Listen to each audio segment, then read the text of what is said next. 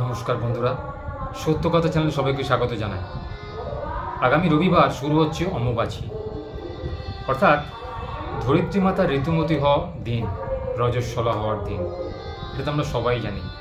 তো আমি আজকে কিছু কথা বলবো যে এই সময় কেন কিছু বিধিনিষেধ পালন করতে হয়।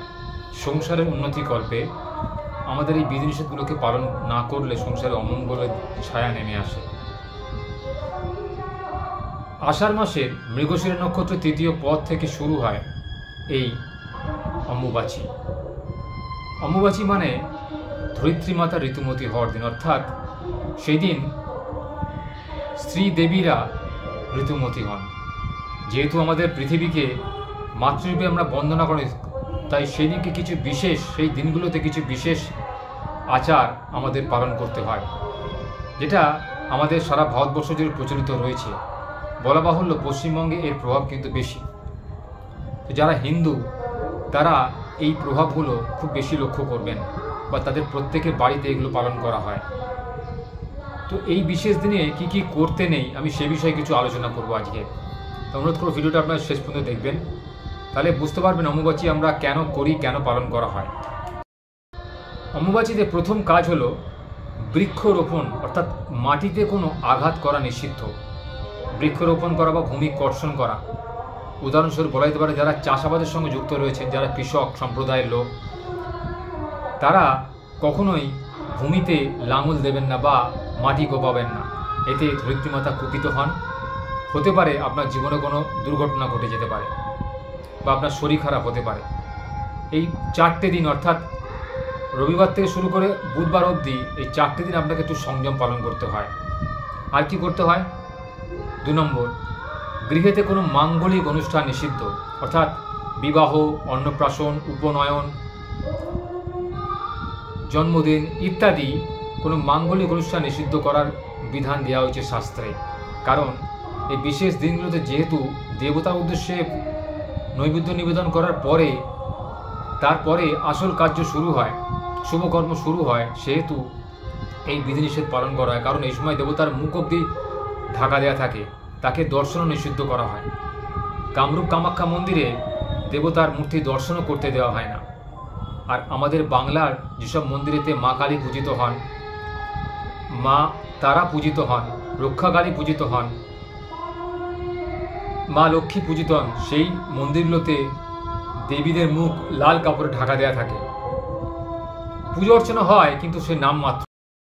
তৃতীয়ত, গৃহে কোনো বিশেষ অনুষ্ঠান নিষিদ্ধ, অর্থাৎ প্রত্যেকের সংসারে কিছু না কিছু মানত থাকে যে আমার অমুক জিনিসটা হলে আমি ভগবানকে অমুক জিনিস দেবো, উপহার উপঢৌকন দেবো, ভগবানের পুজো দেব।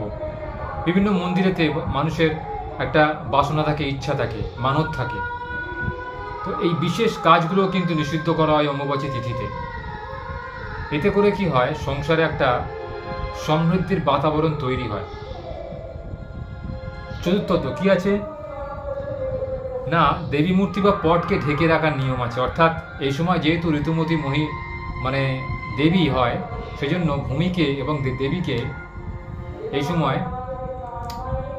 মুখ ঢেকে রাখা হয়। অর্থাৎ এটা একটা কলঙ্কের মতো মনে হয়, কিন্তু এটা অ্যাকচুয়ালি কলঙ্ক নয়, এটা একটা সমীহ করা ভাব। সেই সময় ধরিত্রী মাতাকে বা দেবী দর্শন করাও নিষিদ্ধ। পঞ্চমত কি না, মন্ত্রপাঠ এবং পুজো করতে হয়। বিশেষ গুরু মন্ত্র যারা দীক্ষা নিয়েছেন তারা যদি বিশেষ গুরু মন্ত্র এই সময় জপ করতে পারেন সকাল সন্ধ্যা, খুব ভালো উপকার পাবেন। এই সময় দেবতাকে যেহেতু আপনি সান্নিধ্য দিতে পারছেন না, তাকে পুজো দিতে পারছেন, তাকে স্পর্শ করতে পারছেন না, তাই দূর থেকে আপনি দেবতাকে সন্তুষ্ট করার জন্য বিশেষ গুরু মন্ত্র জপ করলে ভগবান তুষ্ট হন। এই সময় আপনার উপর তিনি আশীর্বাদ বর্ষণ করেন, আপনার উপর সদয় হন। চতুর্থ, দেবী মূর্তি বা পটকে ঢেকে রাখার নিয়ম। এই সময় দেবী মূর্তিকে স্পর্শ করতে নেই, তার দিকে তাকাতে নেই, আর মূর্তিকে ঢেকে রাখতে হয়। এই 4টে দিন সংযম পালন করতে হয়। গৃহের যিনি কর্ত্রী আছেন বা যিনি পুরুষ পুজো করেন বা যে মন্দিরে যে পুরোহিত পুজো করেন, তাদেরকে এই উদ্দেশ্যে বলা হচ্ছে যে এই কয়টা নিয়ম এই 4টে দিন পালন করলে দেবতার আশীর্বাদ পাওয়া যায়। পঞ্চমত, যারা দীক্ষা নিয়েছেন, যারা বয়স্ক, যারা দীক্ষা নিয়েছেন, তাদের উদ্দেশ্যে বলা যে এই বিশেষ দিনটিতে কিন্তু আপনাদের জন্য ছাড় আছে, কারণ আপনারা ইচ্ছা করলে এই বিশেষ দেবী মন্ত্র পাঠ করার মাধ্যমে দেবতাদের তুষ্ট করতে পারেন। কারণ যেহেতু এই সময় স্পর্শ করা নিষিদ্ধ, আপনাদের মনে হয়তো খুঁতখুঁতুনি ভাব থাকতে পারে যে আমি ভগবানকে স্পর্শ করতে পারলাম না, তাকে সেবা করতে পারলাম না, মনে আক্ষেপ জাগবে, ভগবানকে খেতে দিতে পারছেন না, তিনি শুকিয়ে আছেন। এটা আপনার মন থেকে চলে যাবে। আপনি যদি বিশেষ দেবী মন্ত্র পাঠ করেন তাহলে ভগবানের আশীর্বাদ পাবেন। 6 নম্বর বলবো যে এই সময় তুলসী মঞ্চে হাত দিতে নেই বা মাটি কোপাতে নেই। যেহেতু তুলসী দেবতাকে ভগবান বিষ্ণুর একটি অবতার বলে মনে করা হয়, আর তুলসী যেহেতু মাতা বা নারী, তারও ঋতুমতী হওয়ার দিন এদিন, সেদিন তুলসী মঞ্চে স্পর্শ করতে নেই। 7, গুরু পূজা বন্ধ নয় কিন্তু, অর্থাৎ গুরু পূজা মানে কি, যিনি যারা দীক্ষা নিয়েছেন, গুরু মন্ত্রের দীক্ষা যারা নিয়েছেন, এই দিন 4টে দিন কিন্তু বিশেষভাবে কিন্তু গুরু মন্ত্র কখনোই বন্ধ করবেন না। কারণ এটা আপনি দীক্ষা নিয়েছেন, এটা ভগবানের নিয়ম, ভগবানের আরাধনা করছেন আপনি মনে মনে, এটাকে বন্ধ করলো কিন্তু আপনার মনে একটা ক্ষুণ্ণতা এসে যাবে যে আমি ভগবানের জপটাও করতে পারলাম না। এই সময় কিন্তু ভগবানের জপেতে কোনো বিধিনিষেধ নেই শাস্ত্রেতে, আপনি চাইলেই করতে পারেন। আসবো কি কি করলে আপনি এই 4টে দিনকে সাফল্যমণ্ডিত করতে পারবেন। প্রথমত ঈশ্বর নাম জপ করতে হবে, অর্থাৎ যে যে ভগবানকে পুজো করেন বা ডাকেন, শ্রদ্ধা করেন, ভক্তি করেন, ভালোবাসেন, এই 4টে দিন আপনারা যদি ভগবানকে স্পর্শ না করে ভগবানের নাম জপ করতে পারেন তাহলে অনেক উপকার পাবেন, ভগবান আপনাকে ঢেলে আশীর্বাদ করবেন। দ্বিতীয় হচ্ছে সৌভাগ্য কুণ্ডেতে জপ করা। কামরূপ কামাখ্যা মন্দিরে যে সৌভাগ্য কুণ্ড রয়েছে, সেই বিশেষ কুণ্ডতে বা বাড়িতে কোনো হোম যজ্ঞ করে সেখানে যদি আপনি ভগবানের আরাধনা করেন, সেক্ষেত্রেও কিন্তু অনেক উপকার পাবেন। এতেও কিন্তু ভগবানকে সেবা করা যায়। আপনি ভগবানকে স্পর্শ না করে কিন্তু হোম কুণ্ডে ঋতাহুতি দিয়ে বিশেষ ক্ষমতা বলে বা বিশেষ মন্ত্র উচ্চারণ করে আপনি এগুলো করতে পারেন। তান্ত্রিক যারা রয়েছেন, সাধক যারা রয়েছেন, তাদের ক্ষেত্রে এই নীতিটা প্রযোজ্য হবে, কারণ তারা তো সাধক, তারা কিন্তু এই 4টে দিন আপনারা পুজো না করে থাকতে পারবেন না। আপনারা কিন্তু হোম যজ্ঞ করে ভগবানকে তুষ্ট করতে পারবেন। আবার কি করতে পারবেন না, মধ্যরাতে প্রার্থনা শুরু করতে পারেন, অর্থাৎ যেটাকে আমরা বলি